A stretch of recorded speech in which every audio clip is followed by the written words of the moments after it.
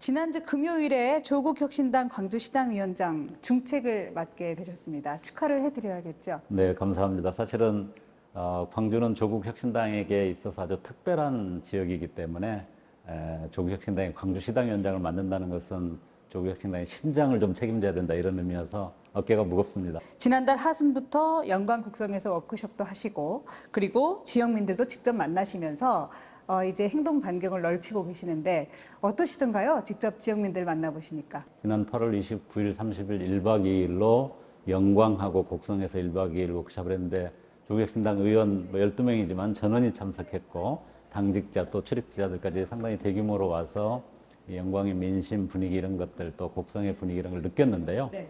조국혁신당에 대해 가졌던 기대, 또 조국 대표에 대한 애틋한 마음, 이런 것들이 전혀 식지 않고 큰 기대감을 가지고 있는데, 그런 부분은 뭐 특히 지역이 여러 가지로 어려움이 있지만 정치 부분에 있어서 너무 고여있고 변화가 없다, 이런 것에 대한 답답함도 있어서 뭔가 변화, 그거를 좀 추동할 수 있는 새로운 어떤 흐름들이 만들어지지 않을까 하는 기대감도 좀 저희는 느꼈습니다. 그 얼마 전에 조국 대표님 만났을 때 비슷한 말씀을 하셨습니다. 사실은 이 호남은 사실상 민주당의 일당 독재 시스템 아니겠느냐. 고인물은 반드시 썩는다.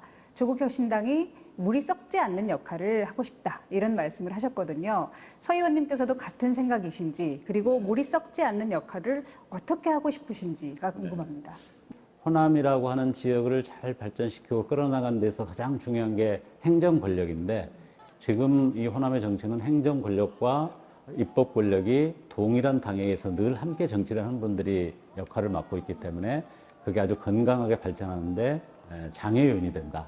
그런 생각을 하고요. 두 번째로는 사실은 그런 과정에서 정치인들이 성장하는 데 있어서 어떤 인물과 경력과 좋은 정책 능력, 전문성으로 승부하는 것이 아니라 특정 정치 지도자 또는 뭐 국회의원 이런 사람에게 줄을 서거나, 심지어는 아주 심한 경우는 심각한 부패 고리로 연결돼서 그런 구조가 계속 반복되고 재생산되는 이런 문제가 있습니다. 그러면 사실은 재보궐선거도 자주 그렇습니다. 그게 바로 이렇게 재보궐선거가 반복되는 구조적 원인이기도 한데요. 이번에도 저희가 이번 선거를 좀 맞이하면서 진짜 좋은 후보들을 좀 이렇게 모셔서 이 지역을 변화시키기 위해서 뭔가 좀 시도를 하려고 했는데, 이구동성으로 그분들이 어디 군 선거 출마하려면은 최소한 한 30억은 있어야 된다. 그 다음에 어마어마한 조직이 동원돼야 된다.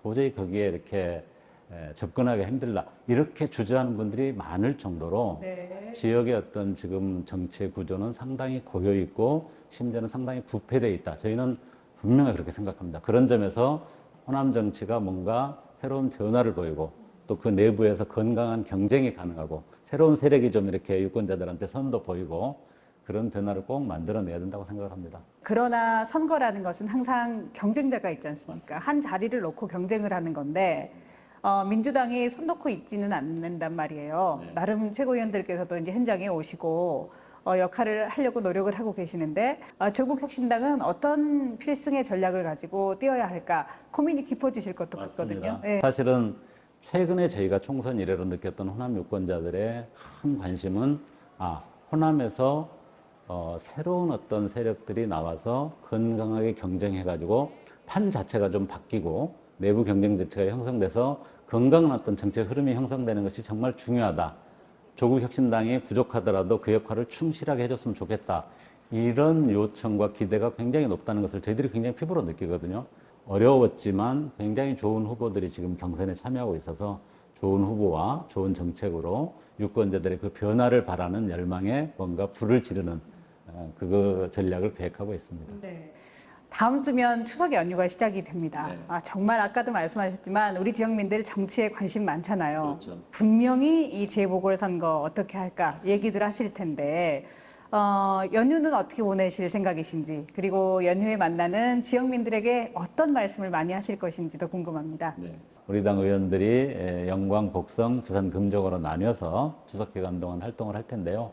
뭐니 해도 추석 밥상에 이번 선거가 화제가 될 수밖에 없을 텐데, 조국혁신당이 꽤 쓸만한 후보를, 꽤 신선한 후보를 찾아냈네, 이걸 추석 밥상에 올리는 것이 가장 일차적으로 중요하다고 생각하고 있고요. 또 동시에 이 유권자들이 다들 어려워하고 있는 물가 문제라든지 또 지역의 예를 들면 영광 같은 경우는 굴비 가게들이 굉장히 힘들어한다고 그러더라고요.